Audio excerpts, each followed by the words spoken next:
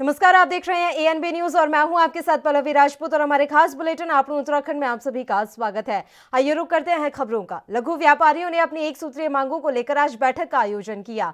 बैठक में मुख्य अतिथि के रूप में संजय चोपड़ा मौजूद रहे।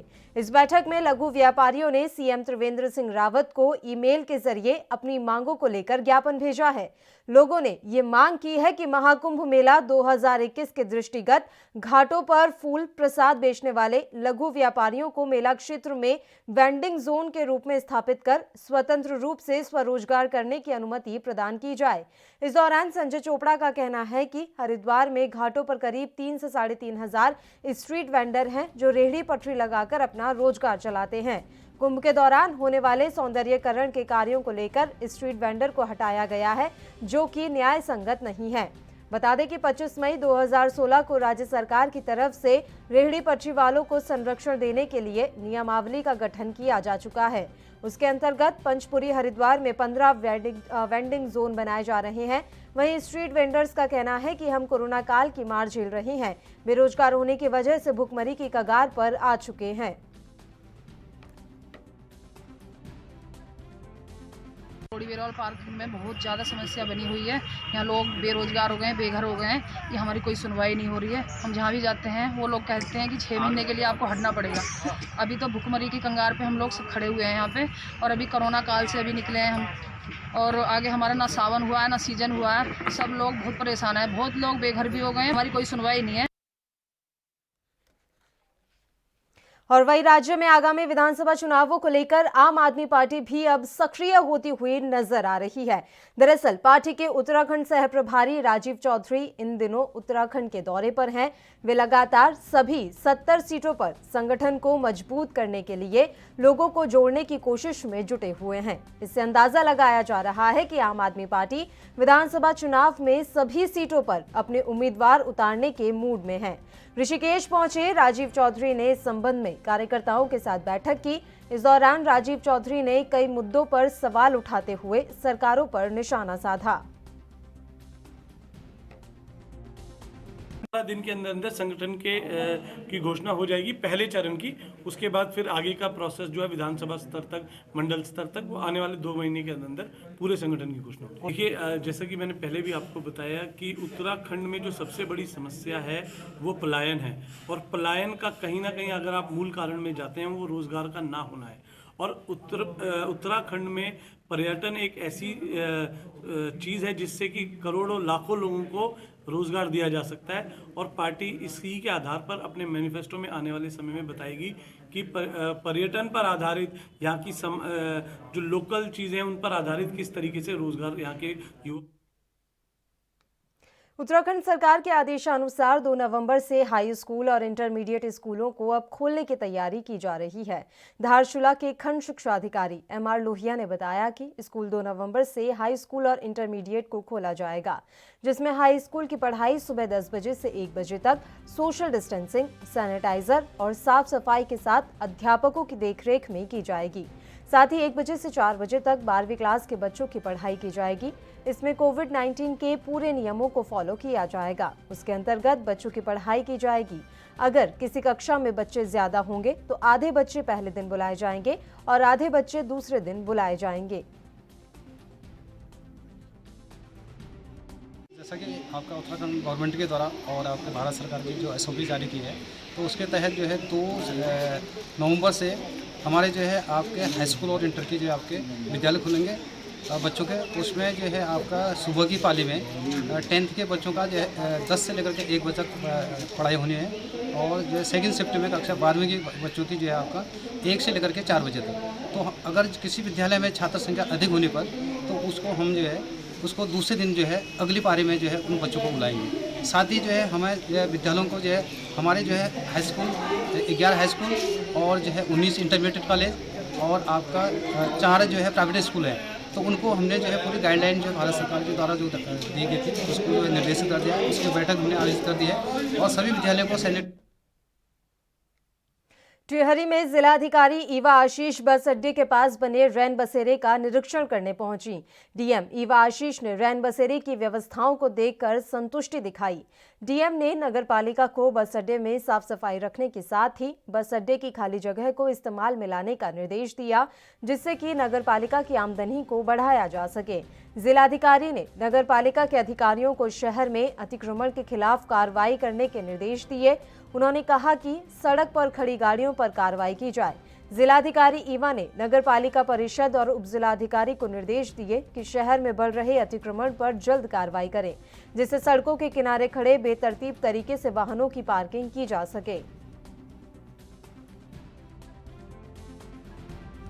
यहाँ हम लोगों को कुछ स्पेस हम देख रहे थे कि इस बिल्डिंग में कितनी स्पेस है और क्या प्रस्तावित किया जा सकता है, ताकि आगे आय में नगर पालिका की भी वृद्धि हो सके और कुछ जन उपयोगी भी कार्य हो सके। तो इन सब के लिए निरीक्षण किया गया। रैन बसेरे को देखा गया, जो काफ़ी यहाँ जाम की स्थिति होती है, तो उसके निवारण के लिए भी कुछ निर्देश दिए गए हैं और कहा गया है कि इससे जल्द।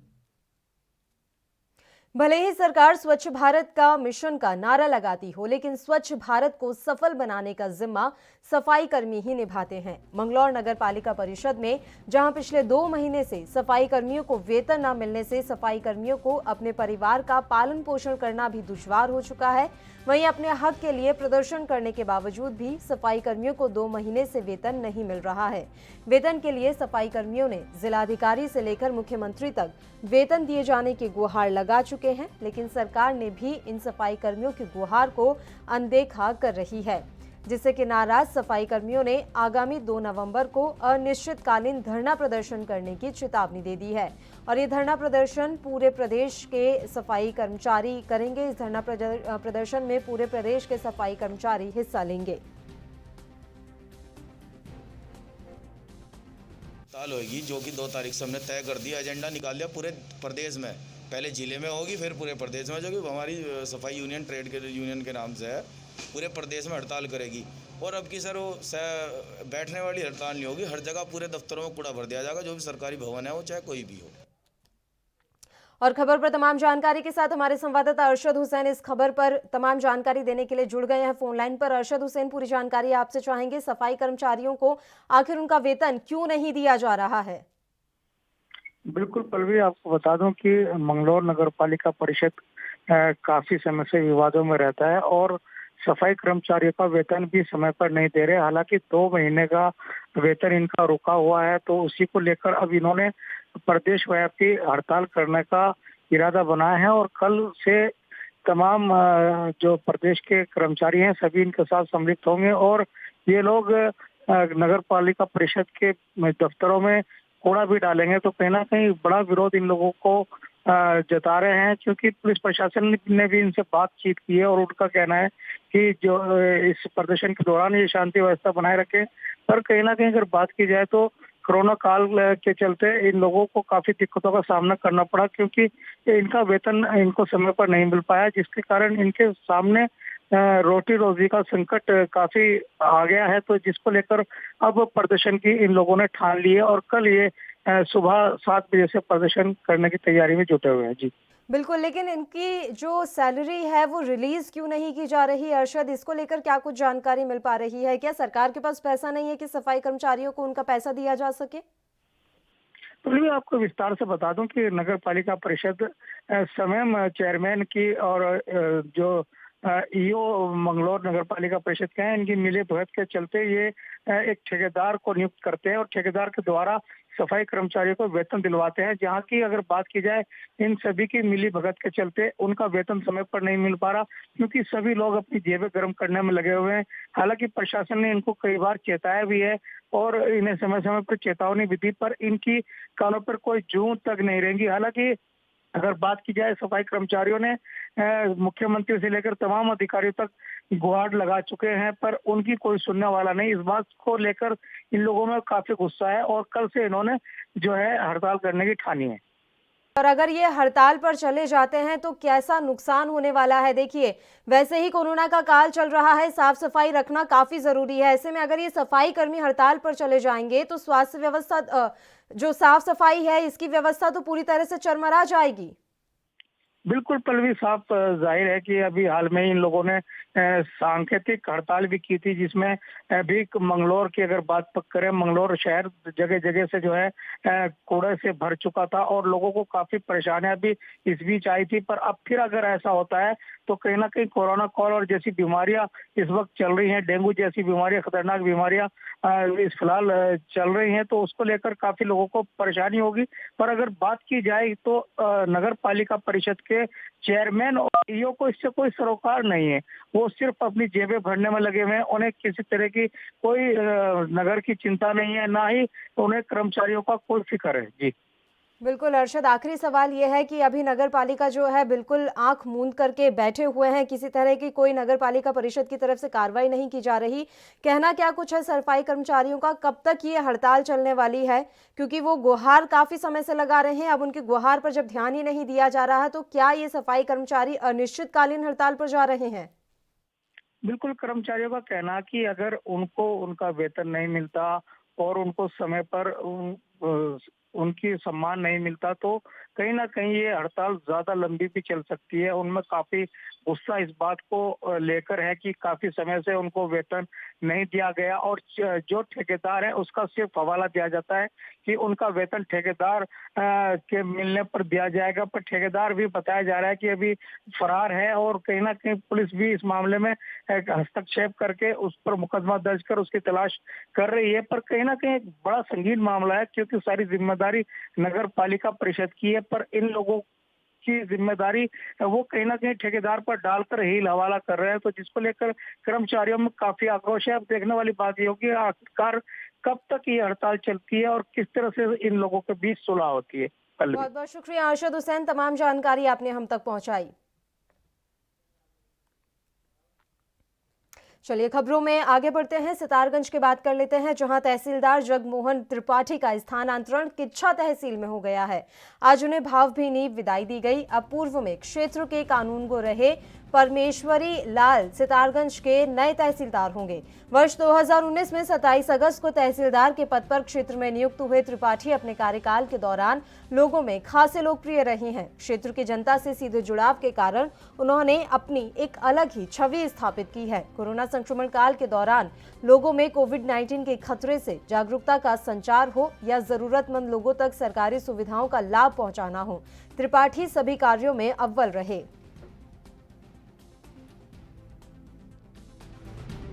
अगस्त 2019 में यहाँ पर कार्यभार ग्रहण किया गया था मेरे द्वारा। मुझे यहाँ पर सारे विभागीय अधिकारियों, कर्मचारियों का और जनमानस का, व्यापारी संघ का और प्रेस और मीडिया का पूर्ण रूप से सहयोग मिला।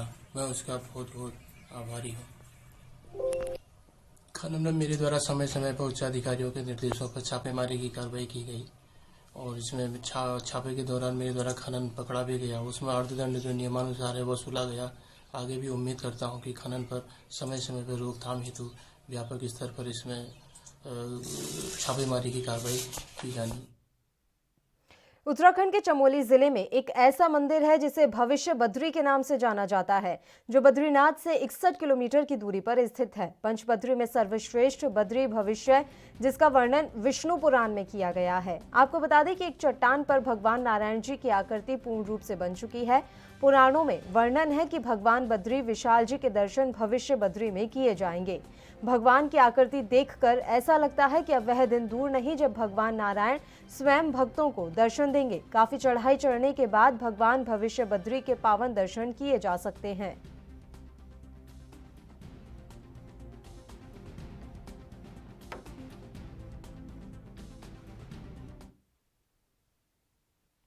उत्तराखंड के टिहरी में नरेंद्र नगर और आसपास के आंगनबाड़ी केंद्रों की कार्यकर्ताओं ने बेटी बचाओ बेटी पढ़ाओ अभियान के तहत मुख्य मार्गों पर रैली निकालकर लोगों को जागरूक किया।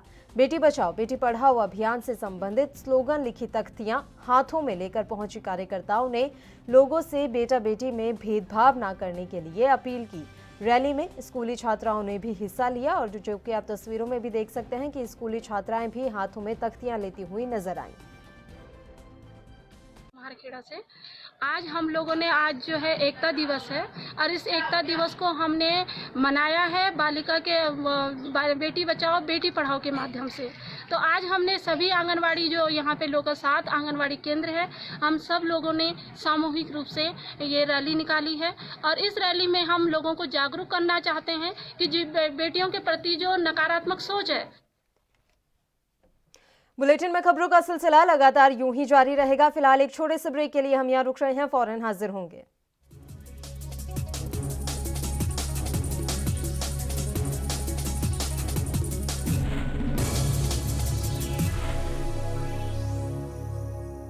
क्या आप दुबले पतले कमजोर हैं? आपकी सेहत नहीं बनती, भूख कम लगती है, वजन नहीं बढ़ता? दरअसल मेन बात खाना पीना खाना नहीं है, मेन बात है खाया पिया लगना। और अगर खाया पिया लगेगा ही नहीं तो सेहत बनेगी कैसे? इसलिए हमारी संस्था सन्यासी आयुर्वेदा ने एक ऐसी दवा बनाई है जो कि आपके पाचन तंत्र को, आपके लीवर सिस्टम को ठीक करने का काम करती है, ताकि आप जो भी खाएं उसका पूरे का पूरा निचोड़ आपके शरीर को लगे, आपकी भूख बढ़े, खाया पिया सही से लगे, नया खून बने, हड्डियों में जान आए, वजन बढ़े, ताकत बढ़े, चेहरे पर नूर आए और आप मोटे तगड़े खूबसूरत पर्सनैलिटी के मालिक बन जाएं। यह दवा पूरी तरह से आयुर्वेदिक होती है। इसका शरीर पर कोई भी साइड इफेक्ट, कोई भी नुकसान या दुष्प्रभाव नहीं होता। लड़के लड़कियां दोनों इसका इस्तेमाल कर सकते हैं और पहले 15 दिन के अंदर ही आपको इसका असर महसूस हो जाएगा। सिर्फ 650 रुपए की पूरे 1 महीने की दवा होती है और आप इसे घर बैठे 01145454545 पर फोन करके दवा मंगवा सकते हैं।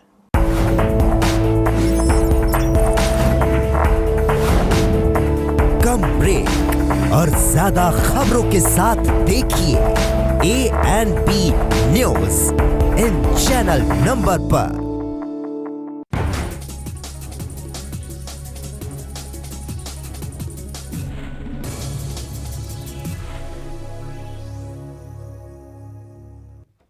ब्रेक के बाद एक बार फिर से आप सभी का स्वागत है। बढ़ते हैं खबरों की ओर। उत्तराखंड टिहरी में इंसेडा हेल्थ की ओर से नरेंद्र नगर ब्लॉक के गरियाली गांव में स्वास्थ्य शिविर का आयोजन किया गया, जिससे 30 लोगों का निःशुल्क हेल्थ चेकअप किया गया।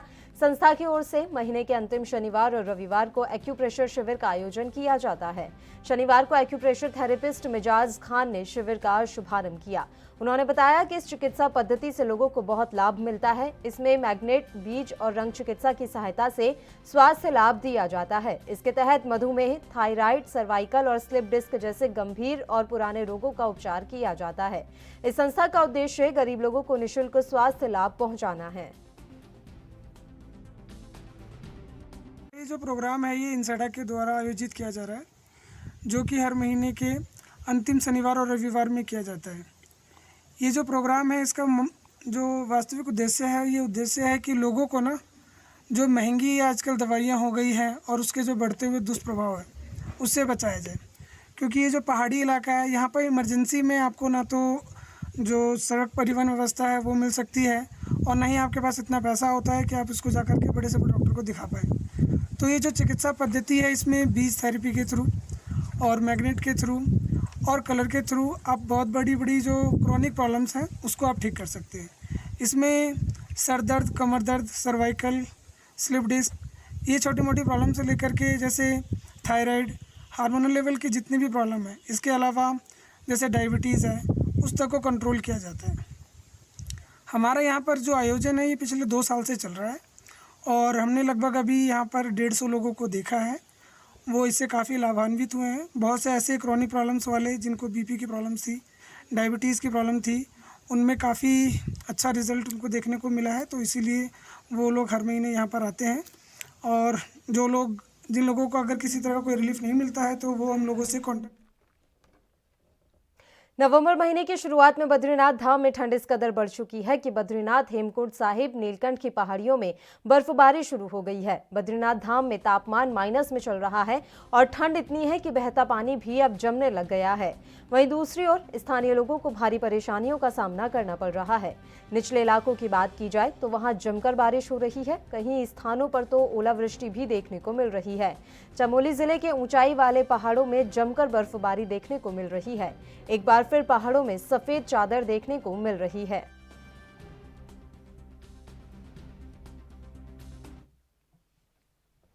उधम सिंह नगर के सितारगंज में सिडकुल रोड पर एक दर्दनाक हादसा हो गया। यहां ट्रैक्टर ट्रॉली ने साइकिल सवार को जबरदस्त टक्कर मार दी, जिससे मौके पर ही साइकिल सवार की मौत हो गई। सितारगंज पुलिस ने शव को सीएससी पहुंचाया है।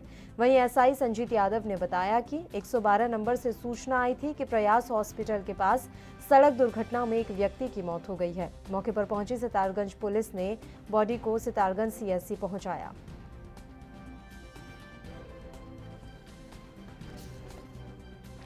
तो उधम सिंह नगर के सितारगंज के सिडकुल रोड पर यह दर्दनाक हादसा हुआ। यहां ट्रैक्टर ट्रॉली ने एक साइकिल सवार को जबरदस्त टक्कर मार दी, जिससे मौके पर ही साइकिल सवार की मौत हो गई। सितारगंज पुलिस ने शव को सीएससी पहुंचाया है। वहीं एसआई संजीत यादव ने इस मामले को लेकर पूरी जानकारी भी साझा की।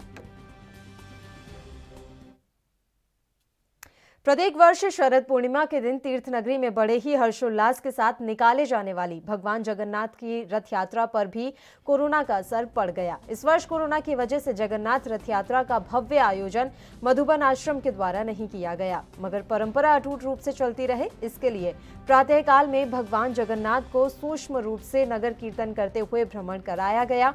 इस दौरान भक्तों ने राधे राधे और जय श्री कृष्णा का जाप भी किया। बता दें कि इस वर्ष भगवान जगन्नाथ की रथ यात्रा निकाले जाने की सिल्वर जुबली भी मनाई जानी थी, इसलिए कोरोना से पहले भक्तों में काफी उत्साह था।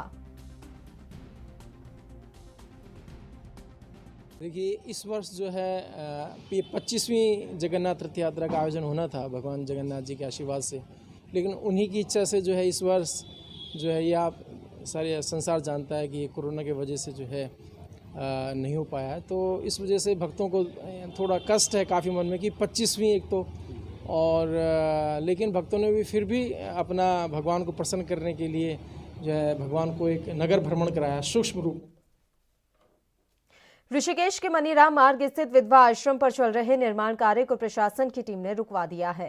निर्माण कार्य करने वाले लोगों को प्रशासन की टीम ने निर्माण और संपत्ति से संबंधित दस्तावेज तहसील में प्रस्तुत करने के निर्देश भी दिए हैं। 2 दिनों में दस्तावेज प्रस्तुत नहीं करने पर प्रशासन की टीम ने कानूनी कार्रवाई करने की भी चेतावनी दी है। अवैध निर्माण पर अचानक छापेमारी कर हुई इस कार्रवाई के बाद से निर्माण करने वालों में हड़कंप मच गया।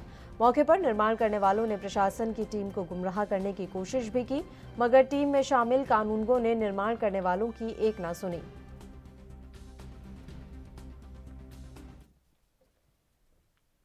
पूर्व पीसीसी चीफ किशोर उपाध्याय टिहरी पहुंचे। इस दौरान वनाधिकार आंदोलन के द्वितीय चरण की शुरुआत 7 नवंबर को चिपको आंदोलन की सूत्रधार रही गौर देवी के रैणी गांव से होगा। इस आंदोलन को जन आंदोलन का रूप देने के लिए उपाध्याय ने लोगों से इसे राजनीतिक मुद्दा नहीं बल्कि हर उत्तराखंड के हक कानूनों की लड़ाई बताया है। पूर्व पीसीसी चीफ ने कहा कि उत्तराखंड देश को शुद्ध हवा, पर्यावरण उपलब्ध करा रहा है। इसके बदले केंद्र सरकार उत्तराखंड समेत हिमालयी राज्यों के लोगों को निःशुल्क बिजली, पानी, रसोई गैस सिलेंडर और केंद्रीय सेवाओं में आरक्षण दे। उन्होंने बताया कि 7 नवंबर को रैणी गांव में गौरा देवी और उनके साथियों को याद कर उनसे प्रेरणा लेकर वन अधिकार आंदोलन को जन जन तक पहुंचाने का संकल्प लेंगे।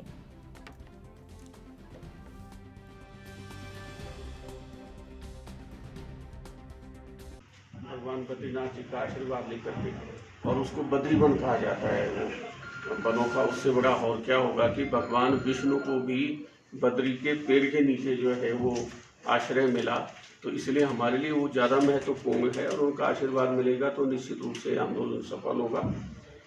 और सबसे बड़ी बात है कि पर्यावरणीय विषयों को लेकर के उत्तराखंड का बड़ा भारी योगदान रहा है। अगर पर्यावरण पर सबसे पहले अगर लोगों की नज़र गई तो जब गौरा देवी जी ने रैणी से, उस बहुत ही सुदूर गांव से, जंगल से, जब ठेकेदार जो है पेड़ों को काट रहे थे और वो चिपक गई हमारी बहनें उस पर, तो हम वहाँ संकल्प लेंगे कि जिस भावना से उन्होंने इन वृक्षों को बचाने का काम किया, उसी भावना से हम जो हमारे वनाधिकार है पुश्तैनी यहाँ पर। और आप उत्तराखंड में फिलहाल के लिए इतना ही। मुझे दीजिए इजाजत। देश प्रदेश की तमाम ताजा खबरों के लिए आप बने रहिए हमारे साथ। नमस्कार।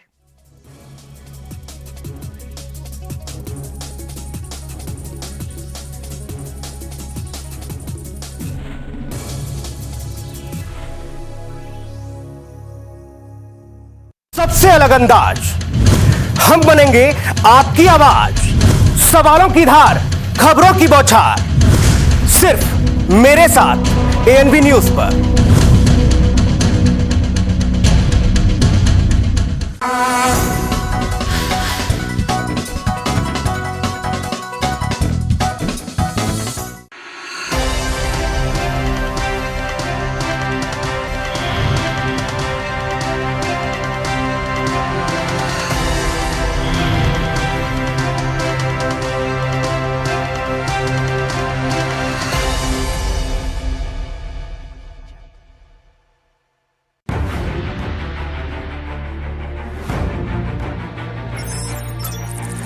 खबर चाहे सियासत की हो या सरकार की,